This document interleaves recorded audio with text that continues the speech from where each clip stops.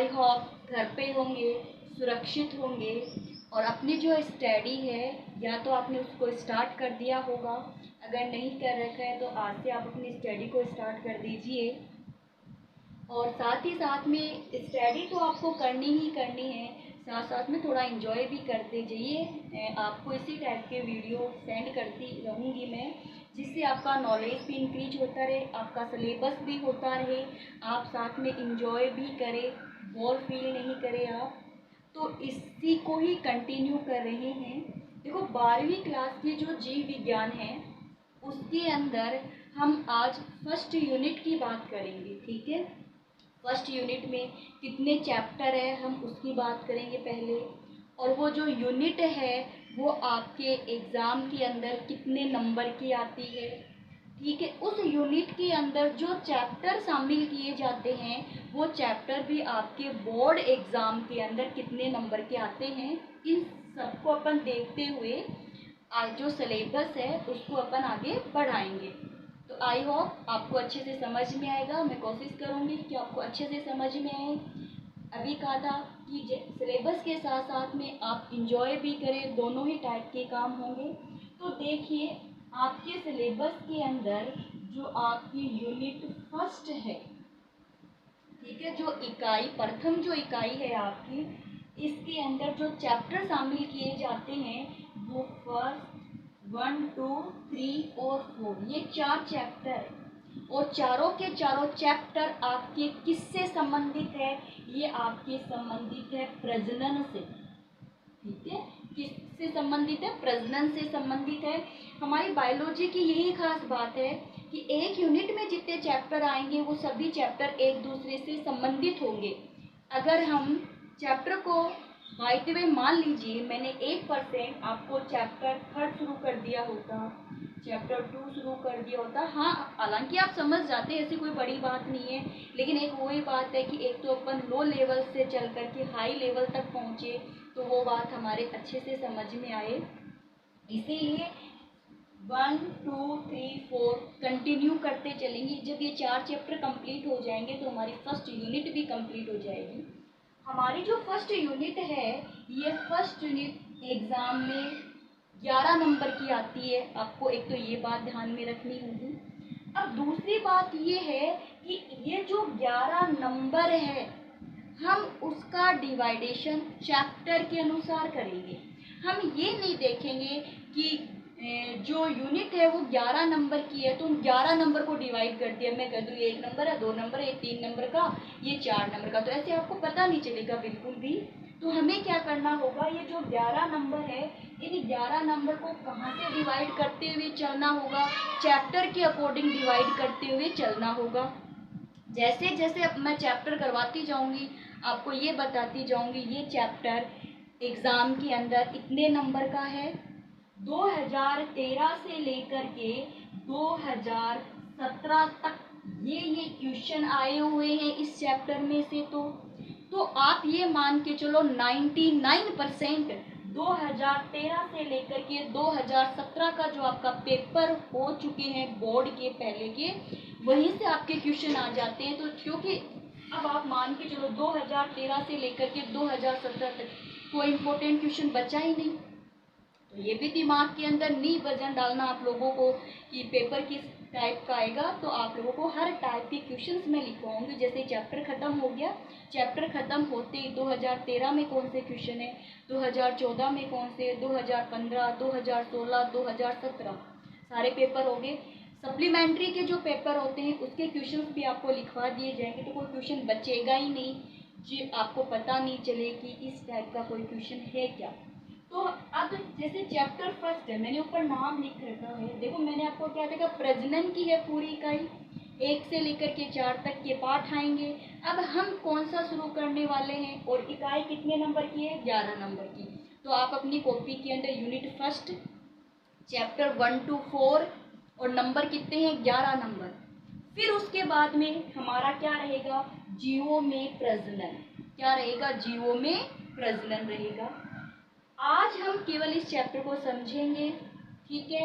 इसके जो नोट्स है वो मैं आपको लिख करके सेंड कर दूंगी, तो आप वहाँ से लिख लेना नोट्स को। तो चलिए, हमारा जो चैप्टर फर्स्ट यूनिट कितने नंबर की है? 11 नंबर की आएगी।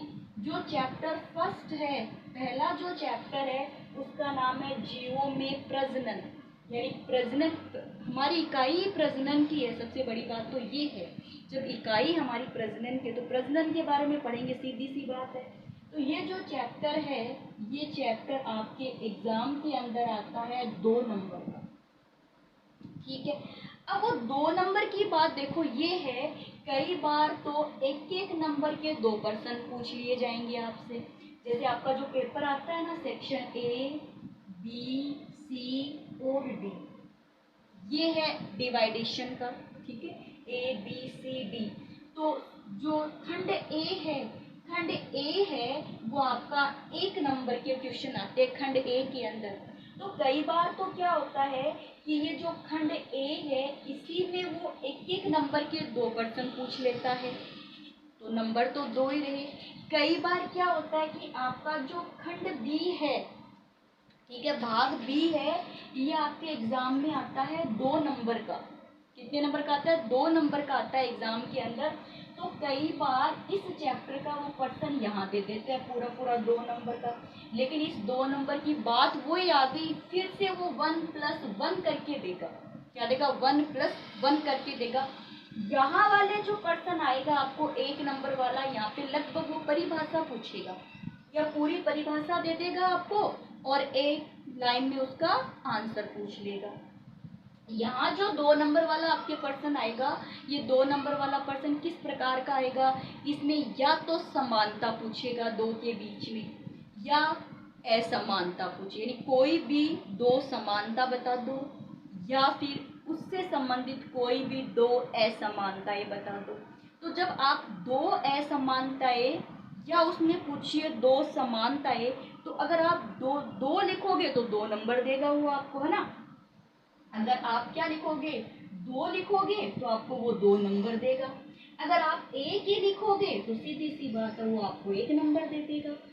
तो हमारी जो बायोलॉजी है वो ये मान के चलो एक प्रकार की मैथ के अकॉर्डिंग ही पढ़ते हैं हम लोग। उस पाठ को बिल्कुल छोटे छोटे टुकड़ों में तोड़ देंगे, साथ ही साथ में उसको पढ़ेंगे भी ऐसे ही कि एग्जाम में हमें कोई प्रॉब्लम नहीं है। ये नहीं कि शुरू किया लास्ट में जाके ख़त्म कर दिया, नहीं। अगर 1 नंबर का पर्सन आ रहा है, समानताएं हैं, असमानताएं, तो सेम वैसा का वैसा ही हमें क्या होगा? इसको पढ़ना होगा। तो आपको ध्यान, अब सेक्शन सी और बता दूं आपके, ये 3 नंबर का आता है परीक्षा के अंदर, इसमें 4 नंबर के प्रश्न आते हैं। ये आपके पेपर का pattern A B C D. A में 1 नंबर का प्रश्न, बी में 2 नंबर का प्रश्न, सी में 3-3 नंबर के, और 4 में, और सेक्शन डी में 4-4 नंबर के प्रश्न आते हैं। ठीक है, इतनी बात। अब ये मैंने आपको कह दिया, ये जो चैप्टर है कितने नंबर का है? 2 नंबर का है ना। कितने नंबर का है ये? 2 नंबर का है। और ये चैप्टर कौन सा आपका? फर्स्ट चैप्टर है। एग्जाम में कितने नंबर का आता है? ये आपके 2 नंबर का आता है। 1+1, 2 क्वेश्चन एक एक नंबर कैसे आ सकते हैं? या फिर जो सेक्शन बी है इसमें सीधे 2 नंबर का क्वेश्चन पूछ लेगा। अब शुरू करें। पेपर की बात हो गई, काफ़ी समझा दिया। अब हम क्या बात करते हैं? अब हम हमारे सिलेबस पे चलते हैं। बिल्कुल आराम से धीरे धीरे समझना बात को।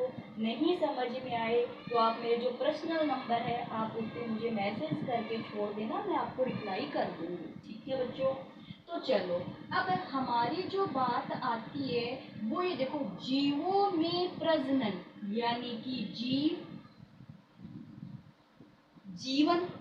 जीवन का जो अध्ययन किया जाता है वो आपकी क्या होती है? जीव विज्ञान होती है।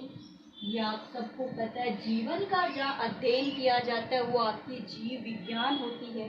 अब जीव विज्ञान क्या कहती है? बायोलॉजी क्या कहती है? बायोलॉजी का एक मौलिक सिद्धांत ये है कि किसी भी जीव का निर्माण पहले से उपस्थित जीव से हुआ है। क्या कहती है बच्चों बायोलॉजी? बायोलॉजी क्या कहेगी? कोई भी जीव है वो सजीव से ही बना है ना। यानी किसी भी जीव का निर्माण पहले से उपस्थित जीव से ही हुआ है। ये बात आपको पता होगी। जैसे ही मैंने ये शब्द बोला कि किसी भी जीव का निर्माण पहले से उपस्थित जीव से हुआ है। तो आपको शायद ये बात कहीं याद आई होगी कि कभी ना कभी इस बात को पढ़ा है आप लोगों ने। आई होप याद आया होगा, 11वीं क्लास के अंदर पढ़ा था। रुडोल्फ विर्चोव कहता है ओमनिस सेलुला ई सेलुला, नई कोशिका का निर्माण पहले से उपस्थित कोशिकाओं से हुआ है। ये बात कहता है ना ओमनिस सेलुला ई सेलुला रुडोल्फ विर्चोव, तो वो यही तो है, यही तो जीव विज्ञान का आधार है। जीव विज्ञान यही कहता है कि जीव विज्ञान का एक मौलिक आधार क्या है कि जीवन की उत्पत्ति पहले से उपस्थित किसी जीव से हुई है। ऐसा नहीं है कि आप एक बिल्कुल शुद्ध पानी ले लो जिसके अंदर पहले से कोई जीवन उपस्थित नहीं हो और वहाँ पे अचानक जीवन उपस्थित हो जाए, ऐसा नहीं होता कभी भी। ये आप आगे की जो आपकी यूनिट आएगी, सिलेबस आएगा, चैप्टर आएगा, उसमें आप पढ़ोगे ये बात, ठीक है। कि उसके अंदर ऐसे सिद्धांत भी दिए गए थे, ऐसे प्रयोग भी करके देखे गए थे कि क्या पता जीवन अपने आप बन गया होगा, जीवन अपने आप नहीं बना। हम आगे के जो हमारे पाठ आएंगे उसमें ये बात पढ़ेंगे बहुत अच्छे से, आपके दिमाग में भी आएगा कि जीवन कैसे बना है। तो मेरी ये बात समझ में आई क्या प्रजनन के अंदर कि जीव विज्ञान क्या कहती है। जीव विज्ञान क्या कहती है कि नया जो जीवन बनता है वो पहले से उपस्थित जीवन से ही बनेगा, ये बात जीव विज्ञान कहती है। फिर उसके बाद में हमारा जो पाठ है वो क्या है, प्रजनन से संबंधित है। क्या है, अब देखो मैंने क्या क्या, किसी भी जीव का निर्माण पहले से उपस्थित जीव से हुआ है, तो यही तो प्रजनन है भाई, कोई नई बात तो ही नहीं। प्रजनन आप सभी को जानते हो कि जो सजीव है, ठीक है, जो सजीव है वो अपने ही समान संतति पैदा करते हैं, या प्राणियों में, सजीवों में अपने ही समान संतति पैदा करने की क्षमता पाई जाती है। उस क्षमता को हम क्या कहते हैं, प्रजनन कहते हैं। प्रजनन क्या है, ऐसी परिभाषा पेपर में नहीं आती, 8वीं क्लास का बच्चा भी बता देगा प्रजनन किसे कहते हैं। आप लोगों को भी पहले से मालूम है प्रजनन किसे कहते हैं, पर जब पाठ का नाम प्रजनन है तो हमें तो बताना पड़ेगा। यहाँ जीवों का मतलब है सजीव, यहाँ जीवों का मतलब क्या होता है, सजीव। अब सजीव क्या होते हैं, आप 12वीं क्लास के बच्चे हो, मुझे नहीं लगता कि आपको ये बात बतानी होगी सजीव किसे कहते हैं, ठीक है। जिसकी वृद्धि होती है, जिसका विकास होता है ना, जिसको वातावरण में उपस्थित जो भी घटनाएं घटती है उन सबका जिसको पता होता है, जिसमें श्वसन होता है, जिसमें उत्सर्जन होता है ना, वो सब क्या कहलाते हैं, सजीव कहलाते हैं। फिर उसके बाद में हम ये क्या कहेंगे, हमने प्रजनन की परिभाषा लिख दी। हमने क्या कह दिया कि प्रजनन किसको कह रहे हैं, सजीवों में अपने समान ही संतति पैदा करना क्या कहलाता है, प्रजनन कहलाता है। जैसे उदाहरण के रूप में गाय है, गाय किसको जन्म देती है, बछड़े को जन्म देती है ना।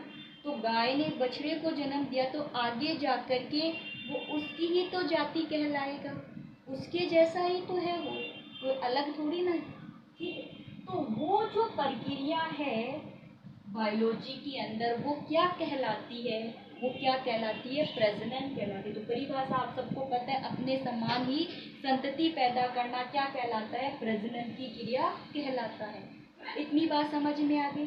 फिर उसका अलग से और देखिए प्रजनन के बारे में। अब प्रजनन के बारे में क्या कहा जाता है कि प्रजनन में ये कहा जाता है कि जो पहले वाले जो सजीव थे उन्होंने अपने समान ही क्या बना ली, संतति बना ली, अपने समान ही क्या बना ली, संतति बना ली। तो क्या कहा जाता है कि किसी भी जो प्राणी है उसकी डेथ हो सकती है लेकिन उसकी जाति नहीं मरती, वो जीवित रहती है।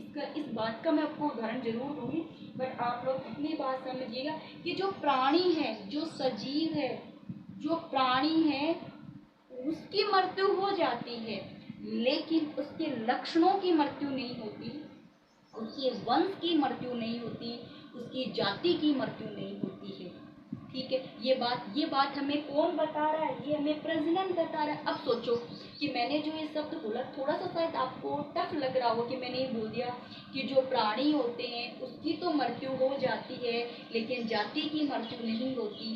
ये बात मैंने क्यों बोली? तो ऑब्वियसली इसको आपको मैं समझाऊंगी क्यों बोली, क्योंकि मैं आपको अगर कोई भी लाइन बोलूँगी तो डरने की जरूरत नहीं है, उसका पूरा अर्थ बताऊंगी। अब आपको यहाँ तक क्या ध्यान में रखना था? आपको ध्यान में रखना था कि जो जीव विज्ञान का मौलिक आधार है उसके अनुसार जो नया जीवन है वो पहले से उपस्थित जीवन से बनता है। ठीक है, अब इसी प्रक्रिया को हम क्या कहते हैं? प्रजनन कहते हैं। प्रजनन क्या था?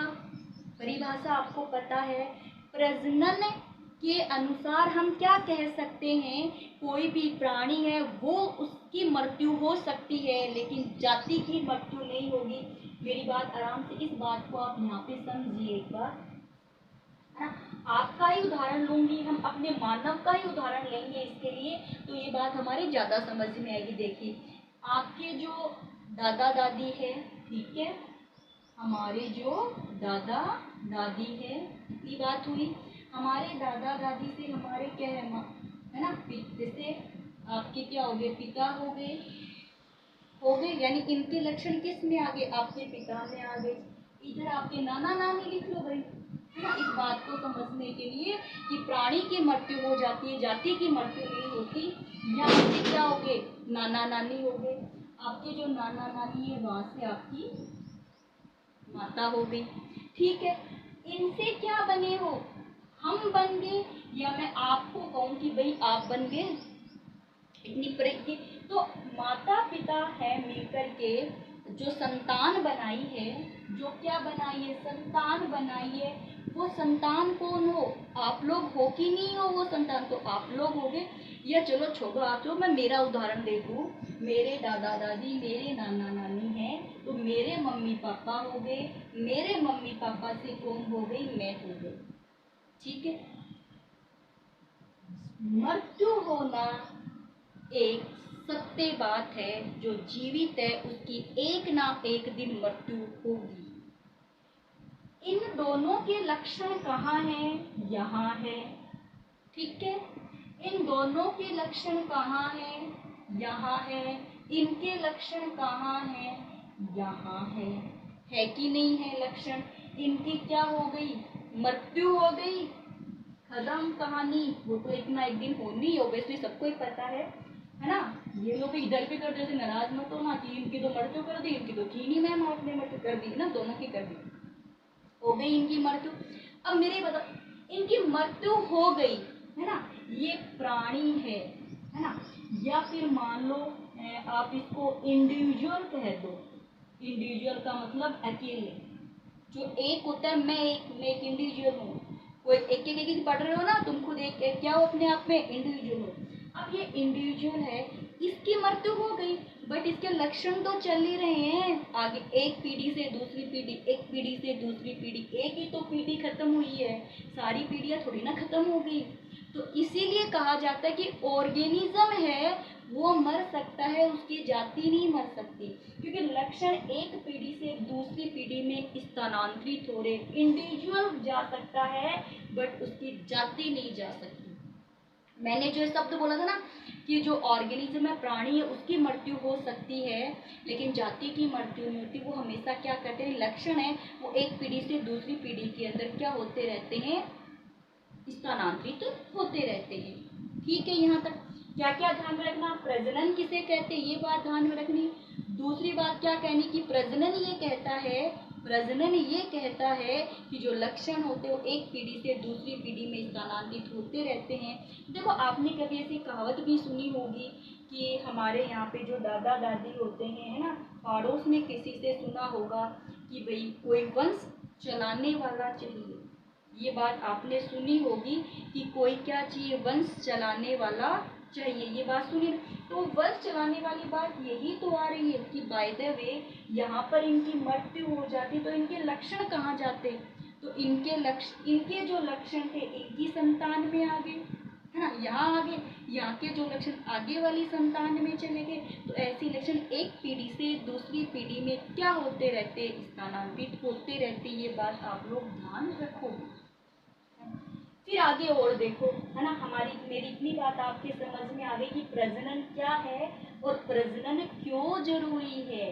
तो प्रजनन क्यों जरूरी है, पृथ्वी के ऊपर सभी सजीव अपनी जाति या वंश को बनाए रखने के लिए प्रजनन करते हैं। सभी सजीव ये चाहते हैं कि पृथ्वी के ऊपर हमारा अस्तित्व बना रहे। तो अस्तित्व को बनाए रखने के लिए क्या किया जाता है, प्रजनन किया जाता है। अब देखो ऐसे बोलते हैं ना कि जैसे मान लो कहते हैं भाई इसका तो वंश ही खत्म हो गया, इसका मतलब उनके परिवार का कोई सदस्य जीवित नहीं है।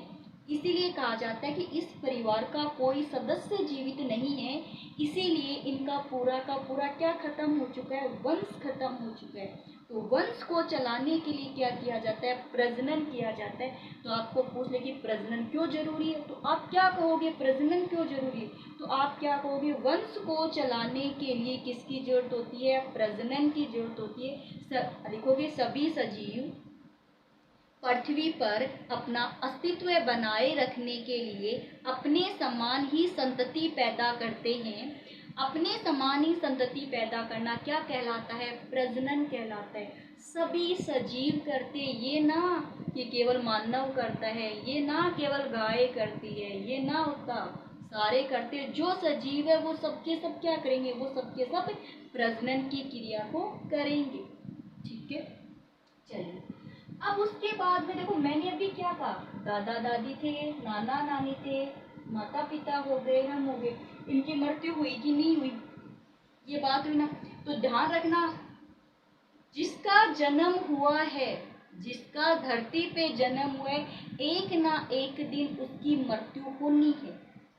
ये बात जीव विज्ञान कहती है और आपके सामने ऐसा होता भी है कि जीव विज्ञान कभी भी झूठ नहीं बोलती, सीधी सी बात है, कभी भी लगभग नहीं कहती। ठीक है, जहाँ लगभग की बात आ गई ना, ऐसे पर्सन कभी पेपर में आते भी नहीं, ना किसी कंपटीशन एग्जाम में ऐसे पर्सन आएंगे कभी, ना आपके बोर्ड पेपर। लगभग जहाँ आ गया वहाँ छोड़ ही देना, लगभग यार, लगभग क्या पता क्या लगभग होता है, तो लगभग तो छोड़ ही देना आप लोग, है ना। अब यहाँ देखिए मेरी बात कि मैंने क्या क्या, मृत्यु, मृत्यु निश्चित थी ना, तो उसी से संबंधित एक है जीवन अवधि। जीवन अवधि किसे कहते हैं, क्या है ये जीवन अवधि। अरे साथ साथ में इंग्लिश भी लिख दूँ, कंपटीशन एग्जाम में काम में आएगी, नहीं वहाँ बैठे रहोगे, अच्छा इंग्लिश का पढ़ लोगे। कई बार क्या होता है कंपटीशन एग्जाम में कि हिंदी में क्वेश्चन गलत होता है, आप ये बात ध्यान में रखना। आपको अभी कह रही हूँ कि जो भी कंपटीशन एग्जाम होते हैं, अगर हिंदी में क्वेश्चन पर्सन गलत है, इंग्लिश में पर्सन सही है, तो कंपटीशन एग्जाम में इंग्लिश का मान्य होता है, हिंदी का मान्य नहीं होता। हिंदी में गलत हो, अरे हिंदी में तो मात्राओं की गलती हो जाती है और मात्राओं से तो बहुत प्रभाव पड़ता है, तो वही बात है। अब लाइफ स्पोन, देखो लाइफ स्पोन का मतलब क्या है, कोई भी सजीव है उसकी जन्म से लेकर के, कब से लेकर के, जन्म से लेकर के प्राकृतिक मृत्यु तक का समय, जन्म से लेकर के प्राकृतिक मृत्यु तक का जो समय होता है उसे लाइफ स्पोन या जीवन अवधि कहते हैं। यार छोटी सी तो परिभाषा, कोई बड़ी बात तो है ही नहीं यार। जिसका जन्म हुआ है तब से लेकर के जब तक उसकी प्राकृतिक मृत्यु नहीं हो जाती, अरे ऐसे नहीं कि किसी ने सुसाइड कर लिया तो वो जीवन अवधि है ना, वो प्राकृतिक मृत्यु थोड़ी ना होती है ना। जैसे कुछ लोग क्या करते हैं, डिप्रेशन में तो हो, तो याद करना दे दिया, इतना काम कर दिया, ये हो गया, पता नहीं क्या क्या ना, सुसाइड कर लेते। तो वो जीवन अवधि नहीं है भी, जीव विज्ञान के अनुसार, जीव विज्ञान क्या कहते हैं, इसकी प्राकृतिक मृत्यु होती है, वो उसकी क्या कहलाती है, जीवन अवधि कहलाती है। अब मेरी बात सुनो कि जीवन अवधि जो है उसका शरीर के आकार से, शरीर की जटिलता से कोई प्रभाव नहीं पड़ता। ये ऐसा नहीं है कि इसका आकार बड़ा है तो इसकी जीवन अवधि ज़्यादा होगी ना, ये भी नहीं कि भी जो मानव है, मानव का जो शरीर है उसमें बहुत सारी जटिलताएं पाई जाती है, क्योंकि मानव का जो शरीर है उसमें अंग तंत्र काम करे, पाचन तंत्र, श्वसन तंत्र, उत्सर्जन तंत्र, है ना। तो इसका मतलब उसकी जीवन अवधि भी ज्यादा है, ऐसा कुछ भी नहीं होता। तो जीवन अवधि पर शरीर की संरचना और जटिलताओं का कोई प्रभाव नहीं पड़ता। या आप कह दो कि जीवन अवधि पर आकार और शरीर की संरचना की जो जटिलताएं हैं उन पे कोई प्रभाव नहीं पड़ता है ना। अब जैसे देखो, मैं आपको एक उदाहरण दूं छोटा सा, कि जो तोता है और जो कौवा है सेम साइज के नहीं है ना, थोड़े से, है ना, ज्यादा फर्क भी नहीं है उनके बीच में। और बराबर, देखो बराबर तो कोई होता ही नहीं है ना, है ना। तो अलग अलग जाति के जीव है, वो अलग अलग है ना, बिल्कुल सेम नहीं होते कभी भी, कुछ डिफरेंस होता है, कुछ अंतर होता है। तो जो तोता है और जो कौवा है ना, उनकी जो साइज में ज्यादा अंतर नहीं है, ज्यादा अंतर नहीं है उनकी साइज के अंदर, लेकिन इसकी जीवन अवधि और इसकी जीवन अवधि के अंदर अंतर पाया जाता है। ठीक है। अब मैंने आपको भी थोड़ी देर पहले ये कहा था कि आपको ध्यान रखना है कि जीवन अवधि किसकी कितनी है, इस बात का प्रश्न नहीं पूछा जाएगा पेपर में। तो याद रहे तो रख लेना, वरना कोई जरूरी नहीं है हमारे लिए कि हम याद ही रखें उस बात को। ठीक है, तो आप इन सब चीज़ों का ध्यान में रखना कि जैसे देखो इसकी, यानी ज़्यादा अंतर नहीं है ना, अंतर तो है लेकिन ज़्यादा नहीं है। इसकी है 140 वर्ष, देखो जीवन अवधि, और इसकी कितनी है 15 वर्ष, देख लो अंतर। जबकि ज्यादा अंतर नहीं है तो फिर है ना, इनकी जीवन अवधि में भी ज्यादा अंतर नहीं होना चाहिए था, बट अंतर देख लो कितना है इनके बीच में। तो वही बात है। अब देखो आपके सिलेबस के अंदर बहुत सारे जीवों के उदाहरण दे रखे हैं कि इसका जन्म ये है, जैसे आम का दे दिया, बरगद का हजारों साल तक दे दिया, है ना। जैसे अब याद रखने की जरूरत नहीं है, पहले ही बता रहे हो, पेपर में नहीं पूछे थे, ना कंपटीशन में पूछा जाता है, ना बोर्ड में पूछा जाता है। जैसे देखो क्रो, काऊ और क्रोकोडाइल। क्रोकोडाइल का मतलब होता है मगरमच्छ। क्या होता है? मगरमच्छ। इसकी जीवन अवधि 15, इसकी डबल कर दो 30, इसकी डबल कर दो 60। ये याद रखिएगा पक्का, सी वाला, सी 15 30 60, 15 30 60, 15 30 60। अभी कहा था ना, याद रखने की जरूरत ही नहीं है, हमें जरूरत क्या है, पेपर में तो पूछा नहीं जाता, ना किसी कंपटीशन में पूछा। अच्छा कैसे पूछा जाएगा आप मुझे बताओ, कोई कदे करो रट्टे मार लो इतनी, जैसे मैं ये कह दूं कि अपन मानव है, अपने मानव की अवधि कितनी बताई गई है, लगभग 100 वर्ष है। अरे होता है क्या लगभग 100 वर्ष है? कई बार तो प्राकृतिक मृत्यु 60 में हो जाती है, कई बार 50 में हो जाती है, कई ऐसे भी है जो 105 साल, 108 साल, 106 साल तक जीवित रहते। तो लगभग है, जहाँ लगभग है कोई आंसर नहीं आता। तो आपको भी दिमाग में बर्डन नहीं लेना, कितने सारे उदाहरण दे रखे, अरे कैसे याद करेंगे, नहीं याद करेंगे। ठीक है, बस ये ध्यान रखना कि जीवन अवधि क्या है।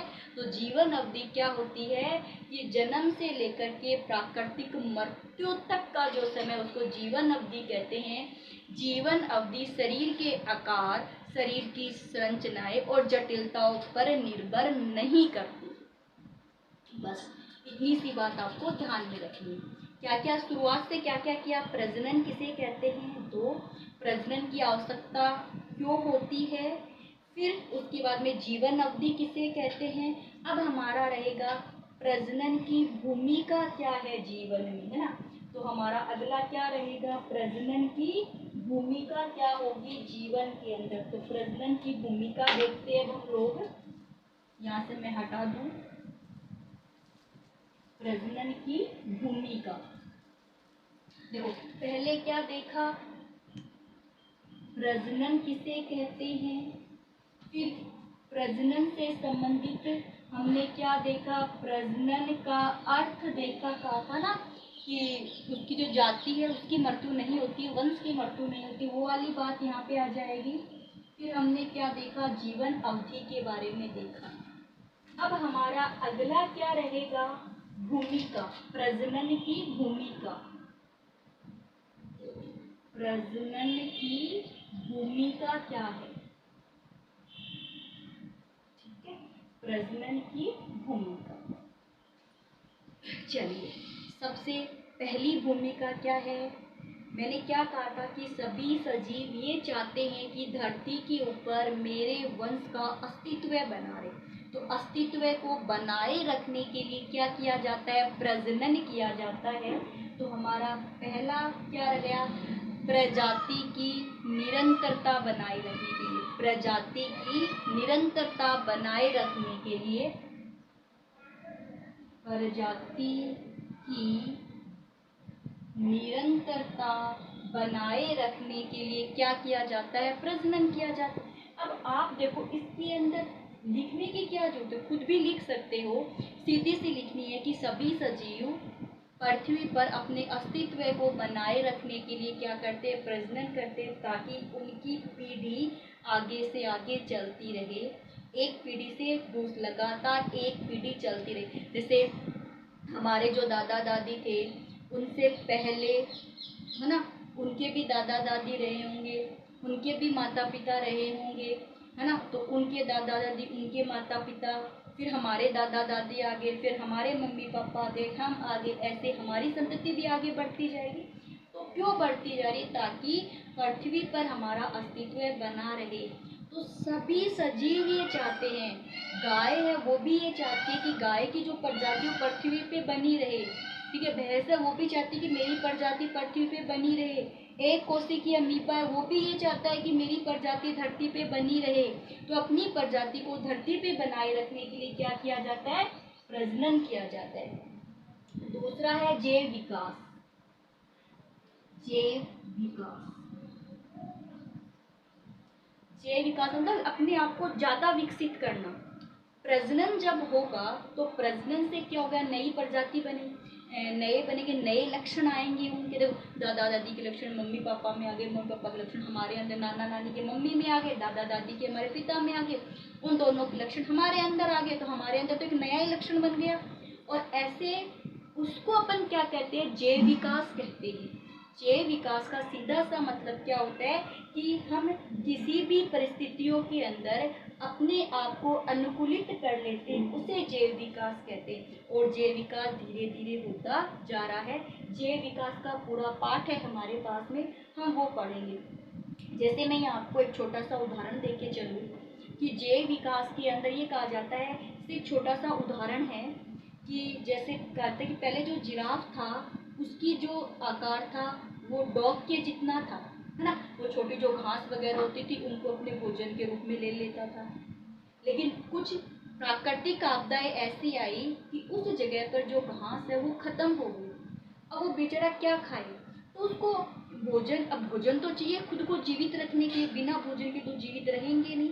तो उसने क्या, जो छोटी झाड़ियाँ होती है उनको अपने भोजन के रूप में लेना शुरू किया। या फिर उसने क्या किया, जो बड़े पेड़ होते उनकी टहनियों को भोजन के रूप में लेना शुरू किया। तो वो क्या करता था, फिर अपनी गर्दन को ऐसे खींचता था, अपने पैरों को ऐसे खींचता था ऊपर उठने के लिए। तो कहा जाता है कि उसकी वजह से उसमें नए लक्षण विकसित हो गए और उसका आकार वैसा का वैसा हो गया। हालांकि आगे जाकर की ये थ्योरी को अपन गलत भी साबित करेंगे, लेकिन एक बार केवल समझने के लिए मैंने आपको ये सिद्धांत बताया है कि जब यानी हमारे अंदर ऐसी क्षमताएं विकसित हो जाती है जिसमें अपन किसी भी परिस्थिति में रह सकते हैं, उसे हम क्या करते हैं? जैव विकास कहते हैं। तो जैव विकास कब होगा? प्रजनन से होगा। अरे नए लक्षण कब आएंगे? प्रजनन से आएंगे ना। दादा दादी के लक्षण हमारे पिता में चले गए, नाना नानी के लक्षण हमारे मम्मी में आ गए, और इन दोनों के लक्षण हमारे अंदर। हमारे अंदर जो नया लक्षण आया है वो कौन सी विधि से आया है? वो प्रजनन विधि से आया। और नया लक्षण आ गया तो इसका मतलब हमारा जो दिमाग है वो और भी ज़्यादा चलने लगा। आप लोग देखते हो कि टेक्नोलॉजी का समय चल रहा है। इस समय में हमारे जो पेरेंट्स हैं या हमारे जो दादा दादी होते हैं, नाना नानी होते हैं, उनको इतना नहीं पता है एंड्रॉयड फ़ोन क्या होते हैं, क्या यूट्यूब होता है, किससे क्या करना, उनको कुछ भी नहीं पता, है ना। या फिर मैं आपका जैसे एक छोटा सा उदाहरण दूँ, आजकल एक गेम चला हुआ है पबजी वाला। अब मेरे को नहीं खेलना आता, ठीक है, आप अपने मम्मी पापा से पूछो, उनको भी नहीं खेलना आता, बट तुम लोग तो खेल रहे हो ना। तो ये अपने आप में किसका उदाहरण है? ये जैव विकास का उदाहरण है। ठीक है, नए लक्षण विकसित हो रहे, अपने आप को और ज़्यादा स्ट्रॉन्ग बना रहे हो। तो ये किसका उदाहरण है? जैव विकास का। और जैव विकास किससे होता है? प्रजनन से होता है। तीसरी और भूमिका देखिए प्रजनन की, पारिस्थितिक साम्य को बनाए रखते हैं। पारिस्थितिक साम्य, अभी पारिस्थितिक साम्य क्या होता है? पृथ्वी के ऊपर सभी प्रजाति अपने आप में महत्वपूर्ण है। तो सभी जाति अपने आप में क्या होती है? महत्वपूर्ण होती है। अगर एक जाति भी कम हो जाएगी तो पारिस्थितिक असंतुलन हो जाएगा। तो प्रजनन के द्वारा सभी पारिस्थितिक संतुलन को बनाए रखना होता है। देखिए, कोई भी जैसे सजीव है, उसकी तो क्या हो गई? मृत्यु, लेकिन इसकी नई क्या बन गई? पीढ़ी बन गई। इसकी तो मृत्यु हो गई, लेकिन इसकी पीढ़ी तो चल ही रही है, डे बाय डे पीढ़ी तो चल ही रही है। इसी को पारिस्थितिक साम्य कहते हैं। यानी किसी की मृत्यु हो जाती है, लेकिन उसके जो लक्षण होते हैं उसे आगे वाली पीढ़ी के अंदर स्थानांतरित हो जाते हैं। इसका मतलब ये अपने आप में क्या है? पारिस्थितिक साम्य कहलाता है। जैसे उस जंगल के अंदर जितने पादप जितने जरूरी है, उतने ही कीट जरूरी होते हैं। जितने कीट जरूरी होते हैं, उतने ही कीटों को खाने वाले जीव जरूरी होते हैं। उससे ऊपर खाने वाले जीव भी जरूर होते हैं। तो वो अपने आप में एक क्या हो गया? पारिस्थितिक साम्य हो गया। मान लो जैसे एक उदाहरण है कि पौधे हैं, पौधों को भोजन के रूप में कौन लेते हैं? कीट लेते हैं। कीट को भोजन के रूप में कौन ले रहा है? मेंढक ले रहा है। मेंढक को भोजन के रूप में सांप ले रहा है, और सांप को भोजन के रूप में बाज ले रहा है ना। अब मान लो मैं यहाँ से ये कह दूं ये प्रजाति नहीं है, विलुप्त हो गई किसी ना किसी कारण की वजह से। तो यहाँ देखो, यहाँ तो इनकी संख्या ज्यादा हो गई।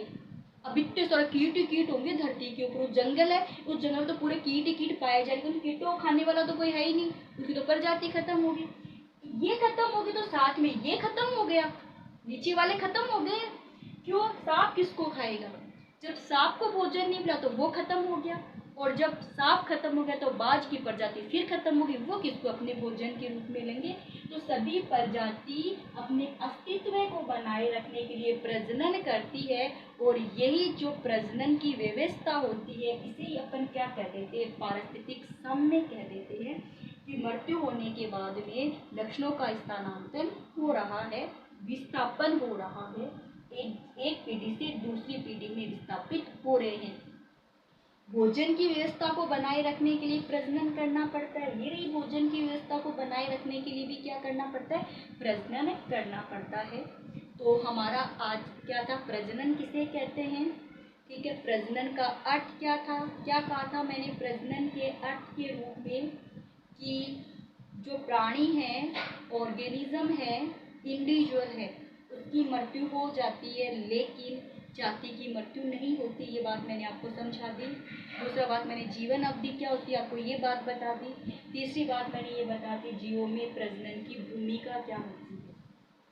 जीवों में प्रजनन की भूमिका क्या होती है। आगे वाली क्लास के अंदर हम ये बातेंगे। मैंने कहा था कि जो सजीव है उसकी मृत्यु होनी निश्चित है, लेकिन जो एक कोशिकीय जीव होते हैं, उदाहरण के रूप में जो अमीबा है, उसको अमरत्व प्रदान है। कहा जाता है कि अमीबा की मृत्यु नहीं होती है, एक कोशिकीय जीवों की मृत्यु नहीं होती है। क्यों कहा जाता है, इसकी बात अपन अगली वाली क्लास के अंदर करेंगे। तो आप यानी कि ये शुरुआत है, यहाँ से एग्जाम के अंदर जो पर्सन आने लायक है, देखो वो जीवन अवधि पे आ सकता है। उसकी भी केवल परिभाषा, इस जीव की उम्र कितनी होती है ये नहीं पूछा जाता।